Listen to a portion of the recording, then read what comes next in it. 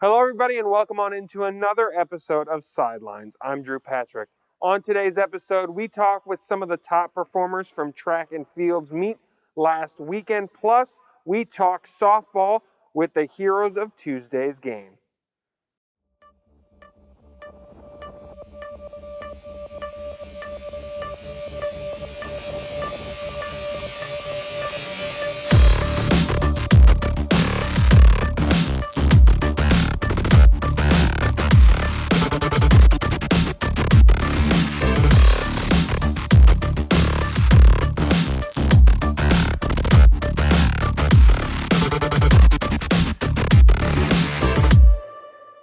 Welcome back into Sidelines. Let's talk track and field as we have a couple of speedsters here joining us at the desk in Sean Ringgold and Henry Polanco. Thank you both so much for stopping by. Thank you. Thank you for having us. So I'll start with a question I'll probably ask everyone here. How did it feel to get back out there and compete again? Sheesh, bro. It felt great. Just being outside, like running outside in competition with others. Just like felt like COVID wasn't even a thing. Like it felt like it was before COVID. It felt great. Yeah, really. Well, since it was my first time actually being back on the track, since I got injured about 3 days before the first meet of indoor, over a year of competition, and to come back with a PR, it was a great feeling. It was like nothing else. Yeah. It's interesting too because you look kind of nationwide and specifically in the sprints has been a little just slower because of in terms of practicing and some of the stuff in this past year. First, how did it feel not only having all that, the injury coming back, having all that time in between, but to be able to PR like that? How did that feel? Well, it was a bit difficult not being able to practice because when you go home, you really can't do anything. So, and we're running on limited time here.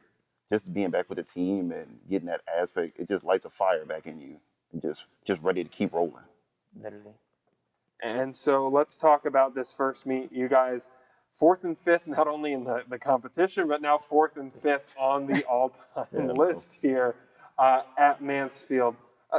Talk me through those races. What did you see in your race? What was your... Honestly, we were just going into this race. Like it was our first 100-meter dash. It was my first 100-meter dash since high school. His probably since like Long time. very long time. So we just wanted to go out there and just perform the hardest we can, like do what we can do best. You know what I mean? We didn't really set any like standards for ourselves. Just finish the race hard, compete, just finish, and we did what we did. Yeah, like Henry said, we just went out there and we just wanted to execute a good race. Yeah. He executed the race to the best of his ability. I had a bit of a sloppy start, but I just wanted to stay up there, and we were just going to push each other the best that we could. Yeah. Running with him was pretty scary, I'm not going to lie. But he was right next to me. I heard him the whole time. But it felt good running with my teammates, running period. Yeah. So do you like that aspect when you have a teammate next to you in a race? It pushes you. Like even if he's not in my races, I'm still gonna go all out. But I know there's a teammate from my school that it's in a race with me. So we're gonna work at it. We're gonna butt heads just for that one race. That friendship is gonna go out the window just for that one race. Yeah, definitely. Honestly, like you always got a team behind you, no matter where they are. They could be right next to you on the track, or on the infield yelling at you, or in the stands yelling at you. You always got your team behind you. Yeah. Especially with the 100, I'm sure there's that friendly competition you guys are going to have throughout the season. How does that help push you guys to have you guys who are very close and constantly pushing each other? Yeah, it's just motivation. Like every time when I'm on a track team, we always have like a little friendly rivalry going on. Yeah. We trash talk to each other a little bit, but it's nothing just to take serious. It's always just to push you and motivate everybody else around you. Make you want it more. You hear your teammate, say a little something, it's gonna be like, you sure about that? Like, you sure you can do that? You gotta prove each other wrong, it makes each other work harder. And I mean, that wasn't the only race you guys were in with the 4x4. Obviously, the longer race, the 400. But how do you then translate or how do you switch gears from a quick 100 going all out to? I mean, it's still a going all out for 400, but a different bit of a strategy there. You're the 400 runner. So yeah, like you said, my 400 is just my specialty. So it was just being back on the track and actually running a full 4. So it was a little nervous, but when you're on the track, you just block everything out. Like the nerves go. It's like you're and you just tuned have to execute at that point. You just gotta run your race. Literally, run your own race. You gotta stay in tune with yourself. Just focus, like in tune. So let's look forward a bit here. I talked about expectations, but looking forward to the next meet, and based on what you can take from this meet, what are your goals the next time you guys head out on the track to compete? Honestly, just not even just PR. Work harder than yesterday. Each day we just try to work harder than yesterday, be better than yesterday, be the best version of ourselves. Just compete and run. We try not to really like place these accolades on top of us because we don't really focus on that. Usually most of the time we just finish the race and then they'll come up to us and tell us what we just did, and we'll be like, oh, that's nice, but like I wasn't trying to, I'm just trying to race, run against time, Yeah. It's just be better than you were yesterday. That's how it is. Like the only hard thing about our sport right now is just practice. Practice is always harder than meet. So we go hard at practice, and then the results just show at the meet. It's literally like you're killing yourself one day, the next day you're gonna pick yourself back up. You're like, all right, we're gonna do it all again. Kill yourself, bring yourself back up. Kill yourself, bring yourself back up. But it's just like pain leaving the body is just like you just know you're getting better. You know what I mean? You're just getting stronger faster. And I mean, you guys work very hard at practice. You guys have a little fun at practice too. I saw earlier this week, Coach dropped the baton. Yeah, we made push-ups. You drop the baton, that's automatic like 50, 25 push-ups. Like we ain't playing, we don't play with that. Can't drop the baton. You gotta learn, don't drop the stick, and it goes for coaches even too. the coach, yep. We're all in this together. Yep. And holding everyone accountable. I love it. Well, thank you both so much for taking the time and stopping by. No, thank you. For having we appreciate it. And Sidelines continues after this. Do not go anywhere.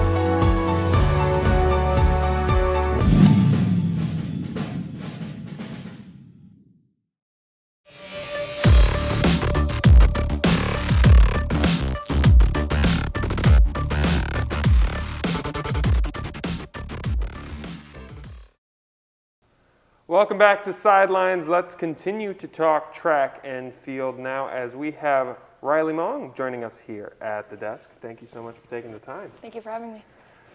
So this past week, able to finally get back out there and compete again. Let's start there. How did that feel?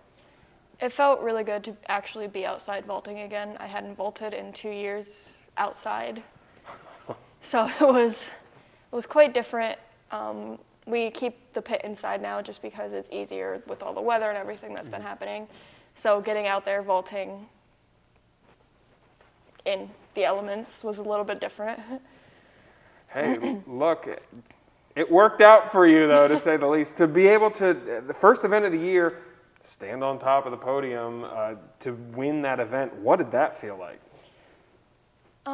It felt good. I didn't get exactly where I wanted to. So, I got first, but I didn't exactly make it to the height that I was hoping to get. So how do you balance that? The fact of, you have a step up that you want to take, but still enjoying the moment. Where's that balance then for you? There's not really a balance. I was really frustrated with myself that I didn't get, that mark that I wanted to. So I didn't exactly bask in that too much. But let's talk too about, you mentioned the elements of being outside and the effect that has. What can you do from an indoor practice perspective to try and work with that? There's actually really not much you can do. I think the only reason I'm kind of okay with it is because I've been vaulting for almost 6 years. Mm-hmm. So I'm used to, and for 4 of them I was only competing outdoors. So I'm just used to that outdoor air, yeah, absolutely. Used to vaulting out there. So what are the next steps here for you to make sure that you hit that mark that you want to hit in practice here for the next meet? What are the things that you're focusing on? Definitely, like my invert and my turn, so that I can actually get over the bar without reaching for it. I don't know if that makes any sense to you, but so we've been doing a lot of drills in practice to try and get that turn, so I'm actually over the bar instead of like just kind of scraping past it. So I think a lot of people, especially with the vault sometimes, because a lot of people just see it and don't really understand the true technique that goes behind it. What are some of the things, too, that a lot of people don't know of, specifically the footwork to get there, and then you mentioned the verts that you're working on, that are really an underrated aspect and an underappreciated aspect of the vault? Definitely the mental aspects of it. If you're like, you get frustrated or upset with yourself, you probably won't make it off the ground, and that makes it very dangerous. So you have to be 100% on top of, your mental fortitude, so to speak. Yeah, so that you can safely vault without hurting yourself. Do you have any tips for that to try and get in that mindset, or is it just something you think you instinctually do? For me, no, I never really been too good at this. My main thing is I just listen to music. I kind of shut everyone else out, and I just kind of focus on what I need to do that day. Well, Rylie, I will say congratulations. Even though you didn't hit your mark, first place is still a pretty good achievement. But thank you so much for taking the time and coming on. Thank you for having me. And Sidelines continues after this. Do not go anywhere.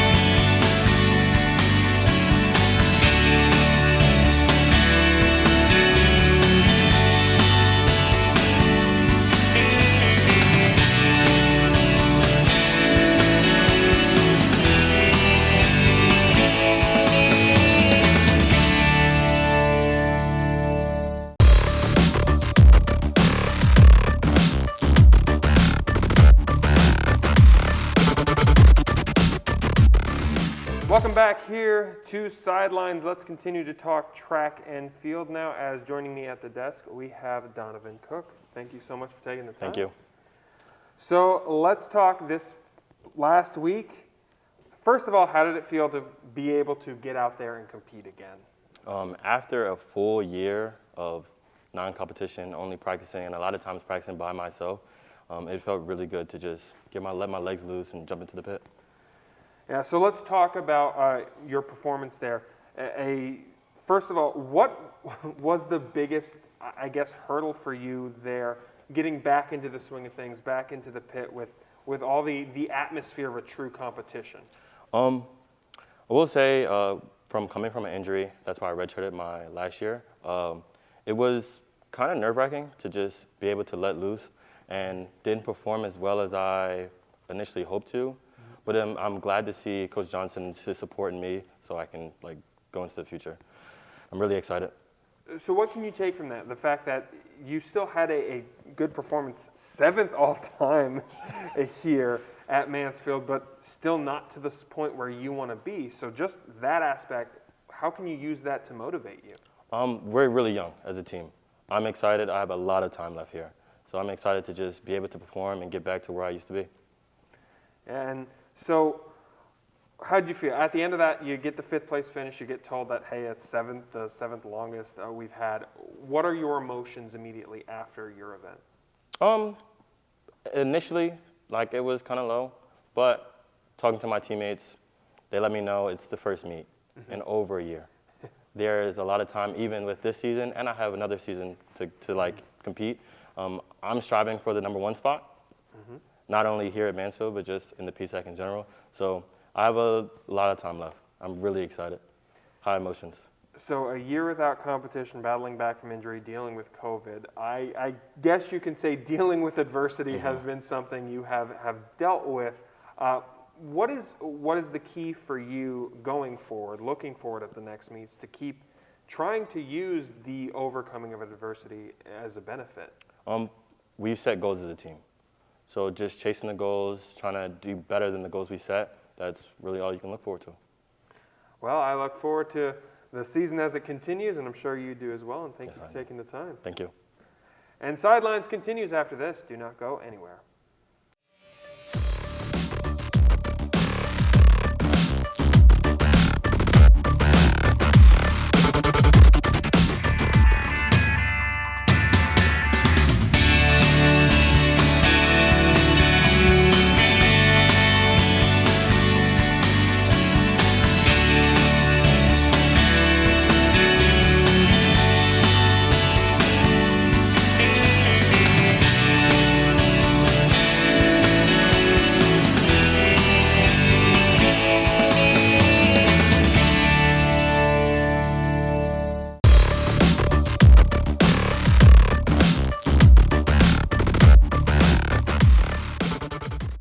Welcome back to Sidelines. Let's talk softball now, as joining me at the desk is Meghan McGinley and Danie Goff. Thank you so much for taking the time. Thank you for having us. So let's talk about this past game on Tuesday. It was the second look at this team. What was the mindset going into this game? I think we were more prepared to play them this time around because the first time we played them was the first game of the season. So I think we learned a lot from then, and we were more prepared to play them this time. Most definitely. I think we went in with like a whole different mindset for this game, and we really took advantage of it. In those first two games, you guys able to put on 2 runs pretty early in those games. Why is that such important to get that offense going early? I think it's important to make an impact on the other team early in the game and just to like have some runs. And I know it takes a lot off of our pitchers too. Having some runs early in the game takes a lot of stress off of them as well. Yeah, I know personally, like once we can get the defense rolling, get those 2 runs on the board, it just like sets a tone for the rest of the game. Like we're on top of it, we got this. And looking, Danie, at this team, obviously not the first time you went against, not the result you would have wanted, but how did you use that, or how can you use that as motivation the next time you saw them this week? So I think like coming off of like those 2 games the first time around, that was our first 2 games. And I think adjusting the mindset to saying, oh, they're not the best team that we're going to face. So we definitely have the second time around. Yeah, and I saw just the emotion too. And I think a lot of people underestimate, truthfully, not only the emotion of that game, but the emotion of not having the season last year and coming back and fighting with each other.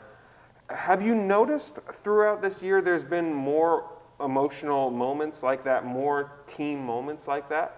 Most definitely. Yeah. Most definitely. I think everybody is like, we had a first go around the first half, but like now we're completely in it. We gather ourselves together, and I think we're going to do some big things these next coming games. And Meg, important in that game, able to help bring in those runs early. What have you seen your role change here this year? Well, in the past couple of years, I've been like more of a pitcher. So this year I've been needed in the outfield more, so it's kind of been a big change, but I really enjoy it, and I'm having a lot of fun. It's a lot of learning, but I like it. Same thing, though, you can say for you, Danie. In that first game, you've been at third the last couple of chances. What has that been like for you? It's been a big adjustment, a lot of learning, a lot of extras after practice. A lot of people are doing that, and especially for our fielders, we're in a lot of different spots, like especially Joelle. She went from the outfield to shortstop. Huge adjustment, and she's doing so well there, so well. So, late in the game, the 6th inning, 2 people on board. Danie, you get up there. There's a tied game, and you said, you know what, I'm going to do this myself. And What did you see on that pitch, and what led to it going over the fence? So I think my mindset, because I was having a rough couple at-bats, and I was like, you know what? There's 2 outs. There's 2 runners on the board. There's something. You got to help yourself out here. So I think that mindset going into the batter's box, being ready, definitely helps so much. And I tell you, just the emotion of you guys, as a teammate, when you see your, not only just a player, but your pitcher then be able to get points on the board in such a dramatic fashion, what does that do for the confidence for the rest of the team? Well, that just, like, I just remember from that moment, like, how loud we all were when Danie hit the home run, and it was all, like, it just gave me, like, goosebumps, and it just, like, we were so confident going into that 7th inning that we could get 3 outs and hold them. It really helped a lot, and I think Danie deserved it. It's very well deserved, so. And the elation of that last out, knowing that you got the win, what is that feeling like? Awesome. We needed that, and that's what we got. It was awesome. So looking forward, Kutztown is the next opponent on the board.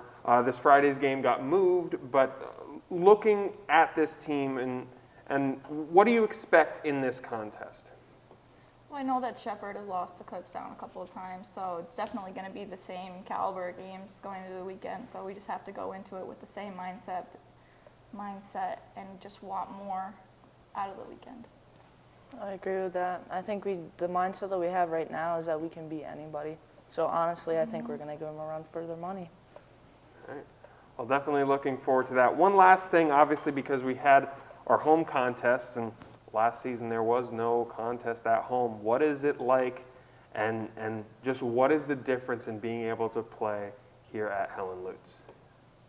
I personally love our field, and it's so nice to be able to have fans because a lot of like the other teams we play, they're not allowed fans. So it's nice like seeing everyone's parents and like having people from other teams come and support us. It means a lot. Most definitely. It's like you're at your home field. It's your atmosphere. That's like where you want to be. And like personally, I didn't play a home game last year, so like it's a whole different experience. Well, looking forward to the season going forward. I know you both are as well, and thank you so much for taking the time. Thank you. Thank you. And Sidelines continues after this. Do not go anywhere.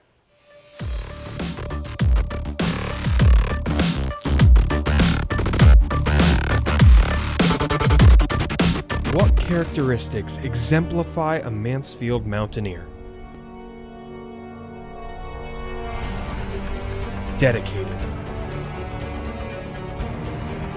Motivated. Unified. Together. From the tops of the peak to the deep valleys, Mounties stand together.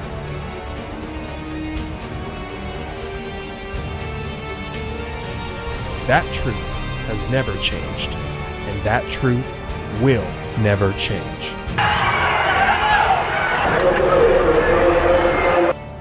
Though things may be done differently, we still stand strong. 250 student athletes,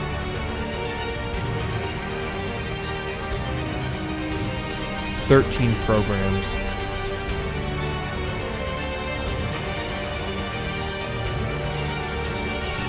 one mountain,